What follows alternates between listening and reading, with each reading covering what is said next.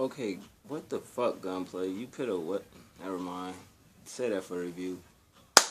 Alright.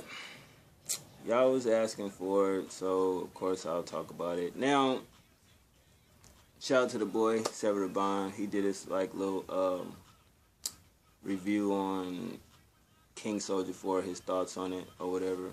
He made some valid points. You know, he said if y'all like Chief Keef, 2 Chainz, Future, I don't know if he mentioned Chief Keef, but yeah, he did. He mention Chief Keef because I looked at him like, what? And then a couple other people, how can you not like Soulja Boy? I kind of explained in comments. The reason why a lot of people don't like Soulja Boy, or if they do, I guess, you know what I mean? He always hit and miss. But basically, it's the shit that he raps about. Selling dope, being a shooter, on some gang shit, when this nigga was cranking that Soulja Boy when he came out. Some baggy ass clothes, bathing apes, and everything like that. So it's not really, we don't like his music, it's just the shit that he raps about, we really don't believe it. You feel what I'm saying? It's a lot of niggas like that in rap. We know that. Don't comment that. I'm just saying when it comes to him, you know what I mean? Like, you go from that to getting tattoos to, I guess you caught a body because somebody broke into your crib and all this type of shit. And now all of a sudden he's like the biggest drug dealer in Zone 1 or some shit like that. That's why we can't really, you know, or at least me, fuck with him like that. I mean, yeah, 2 of his albums I felt was dope. His sophomore and his 3rd album, Dre Day, was, I mean, DeAndre Way was kind of disappointing. You feel what I'm saying? So it's just like he had hit records. We all understand that when the ringtone rap era was here, he was the king of that shit. You know what I'm saying? The internet, everything like that. Yeah, we give him credit for that. But the thing is, put like this. If you know how to make a hit record, no matter what era it is, if the music go from this to this to this, you still can make a hit record in all them areas. So when he came out, you look at his music then, look at it now. If he was writing those hit records, Kiss Me Through the Phone, and Pretty Boy Swag, and all this shit like that, all them songs that was like catchy like that, if he was writing them motherfuckers, why he can't do it now to save his career? Because all that shit still goes, you know, get on radio, you feel me? I mean, Sean Kingston is his boy.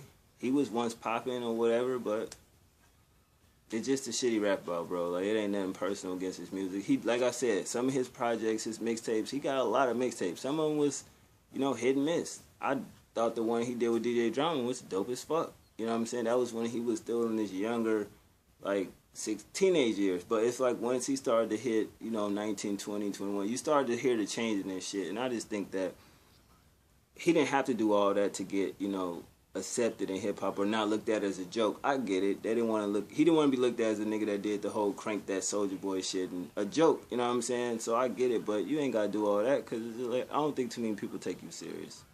That's just me. But other than that, let me talk about what I thought about it.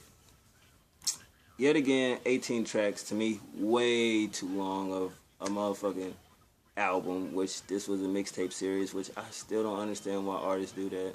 Which is a mixtape series, and you want to sell it, I guess. But he got 18 joints on here. Features, you got Sean Kingston on this motherfucker twice. That's basically it, other than Reese Moneybags and Day Dot.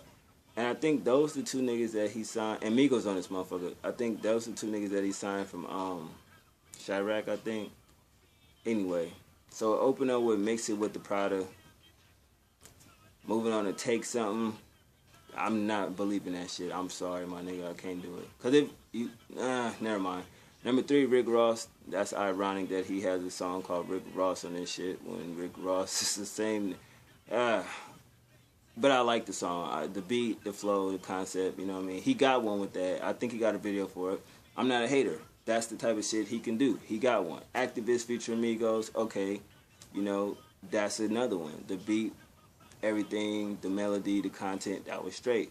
Way Up, You Can't Turn Me Down, I fuck with that. That's what I'm like, okay, this nigga actually got something on his shit. You know what I'm saying? Whipping My Wrist, he spazzed on that beat. You know what I mean? The flow was crazy. I'm like, yo, this nigga may have a whole project where it's pretty dope with beats and rhymes, and not rhymes, but beats and hooks and, you know, what he do? You know, turn up type shit. Getting Figures. You definitely could tell he talking to somebody, but I don't know who he talking to, but that beat, that shit was nice with his flow. From Chirac, featuring Reese Moneybags and Day Dot. that record was cool too. But we get to number 9. I got them bands. He ain't say nothing new on that record to me. What is you saying? To me, his flow was off on that record, so no. Macho Man, Randy Savage, not bad. I will say that's not bad. Number 12, Smash. That song was annoying as fuck. Sorry. Lottery. Nope. Wasn't fucking with it either. Forgot What Happened Yesterday. I love the piano ending, how he let that record in. And it was a funny-ass concept. Like, I put a Zanny in something and forgot what happened yesterday. It's like, nigga, stop doing drugs if you can't remember what the fuck you did yesterday, bro. I was rolling listening to that shit, but it's still cool. I like the beat. Trap Nigga featuring Sean Kingston. The beat was hard as shit. I like that flow and that hook. That was a good one. Money Phone, negative. It Would Never Stop, negative. And the last track, Superman featuring John Kingston. I'm just glad he went back to his beginning, incorporating something from his early career into his music now. But, like I always say, not too bad of a project, but still it's just like a bunch of filler shit. So I like 10 songs off of it. If he would have knocked all that filler shit off, 10 songs, I would have liked the whole project. Because it's just beats and turn up music, you know what I'm saying? Shit like that where it's like, alright, it's not bad. No, this is not nowhere near DS2. To me, Migos' album is better than this. Chief Keef, Bang 3 is better than this. You know what I mean? But he has some joints. If he could have stayed on that consistency from track 3 to track 8 all the way through, he would have had one. But I give it a 6.5 out of 10. 10 of the 18 songs was fuck wittable, you know what I mean? And the beats was about 6.5 as well out of 10. Not bad, but still it's like, you should have cut them songs down, man. It's like these niggas don't know how to trim the fat.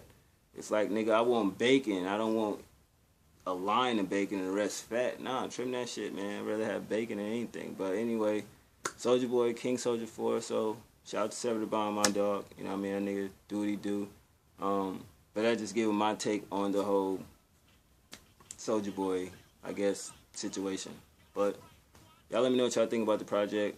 I wasn't going to review this shit, but then I just had to see what the hype was about, which was pure hype. I'm out.